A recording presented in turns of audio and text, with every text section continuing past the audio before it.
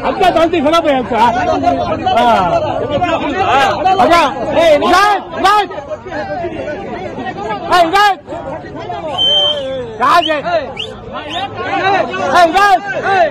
हाथ की निशान कांग्रेस पार्टी की निशान हाथ की निशान 1 नंबर पे वोट देखो कामयाब कराना।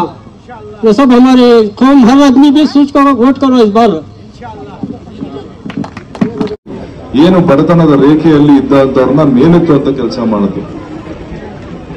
75% ಬಡತನ ಇದ್ದಂತ ದೇಶ ನಮ್ದು. ಮನಮೋಹನ್ ಸಿಂಗ್ ಅವರ ಆಡಳಿತ ಮುಗಿಯುವಷ್ಟೊತ್ತಿಗೆ ಆ BPL ಅವರು 23% ಇಳಿದಿದ್ರು. ನೀವು ಬೇಕಾದ್ರೆ ತೆಗೆದು ನೋಡಬಹುದು. ಈ 10 ವರ್ಷದಲ್ಲಿ ಬಿಜೆಪಿ ಆಡಳಿತಕ್ಕೆ ಬಂದ 10 ವರ್ಷದಲ್ಲಿ ಈಗ ಬಡತನ BPL ಅವರು 50% ಆಗಿದ್ದಾರೆ. ಮೋದಿ 80 ಕೋಟಿ ಜನಕ್ಕೆ ಉಚಿತವಾಗಿ ಕೊಡ್ತಿದೀವಿ ಅಂದ್ರೆ ಆ 80 ಕೋಟಿ ಜನ ಬಿಲೋ ಪಾವರ್ಟಿ ಲೈನ್ ಇದ್ದಾರೆ ಅಂತ ಅರ್ಥ BPL ಅವರು. ಸೊ 10 ವರ್ಷದಲ್ಲಿ ಇಷ್ಟೊಂದು ಘೋರ ದುರಂತಗಳು ನಡೆದೋಗಿದೆ. ಇವರೆಲ್ಲ ಏನ್ ಪ್ರಾಮಿಸ್ ಮಾಡಿದ್ರು? ಯುವಕರಿಗೆ ಉದ್ಯೋಗ ಕೊಡ್ತೀವಿ, ರೈತರಿಗೆ ಸಾಲ ಮನ್ನಾ ಮಾಡ್ತೀವಿ, ಆದಾಯ ದ್ವಿಗುಣ ಮಾಡ್ತೀವಿ, ಸ್ಮಾರ್ಟ್ ಸಿಟಿ ಮಾಡ್ತೀವಿ, ಹೆಣ್ಣು ಮಕ್ಕಳಿಗೆ ರಕ್ಷಣೆ ಕೊಡ್ತೀವಿ. ಬಾಯಿ ಬಂದಿದ್ದೆಲ್ಲ ಆಶ್ವಾಸನೆ ಕೊಟ್ಟರು, ಇವತ್ತವರೆಗೂ ಒಂದು ಈಡೇರಿಸಿಲ್ಲ. ಬದಲಿಗೆ ಏನು ಬೆಲೆಗಳು ಒಂದು 350 ರೂಪಾಯಿ ಇದ್ದದ್ದು ಗ್ಯಾಸ್ 1000 ರೂಪಾಯಿ ಮಾಡಿದ್ರು, ಪೆಟ್ರೋಲ್ ಡೀಸೆಲ್ ಜಾಸ್ತಿ ಮಾಡಿದ್ರು, ಎಲ್ಲದಕ್ಕೂ ಒಂದು GST ಅಂತ ತಂದು ಎಲ್ಲಾ ರೀತಿ ತೆರಿಗೆ ಮಾಡಿ ಸುಲಿಗೆ ಮಾಡ್ತಾ ಇದ್ರು. ಇವತ್ತು ಏನಾದ್ರೂ ಒಂದು ಅಂಗಡಿ ತಗೋಬೇಕು ಅಂದ್ರೆ ನಾವು ಭಯ ಪಡಬೇಕಾಗುತ್ತೆ.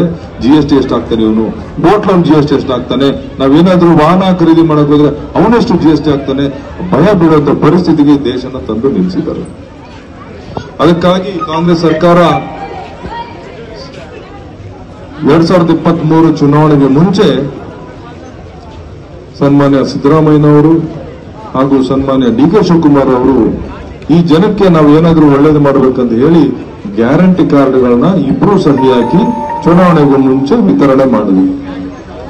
ಆ ಗ್ಯಾರಂಟಿ ಕಾರ್ಡ್ಗಳ ವಿತರಣೆ ಮಾಡಿದಾಗ ಇದೆಲ್ಲ ಬೋಗಸು, ಇದು ಸಾಧ್ಯ ಇಲ್ಲ ಅಂತೇಳಿ ಬಿಜೆಪಿ JDS ಎರಡೂ ಕೂಡ ಬಹಳ ಅಪಪ್ರಚಾರ ಮಾಡಿದ್ರು. ಆದರೂ ಕೂಡ ಗ್ಯಾರಂಟಿನ ಕೊಟ್ವಿ. ನಾವು ಸರ್ಕಾರ ಅಧಿಕಾರಕ್ಕೆ ಬಂದ 8 ತಿಂಗಳಲ್ಲಿ 5 ಗ್ಯಾರಂಟಿಗಳನ್ನ ಜಾರಿ ಮಾಡಿದ್ವಿ. ಗೃಹಲಕ್ಷ್ಮಿ ಅಂತೇಳಿ 2,000 ರೂಪಾಯಿ ಕೊಡುವಂತ ಮೊದಲನೇ ಗ್ಯಾರಂಟಿ. ಏನು ಗೃಹಿಣಿಯರಿಗೆ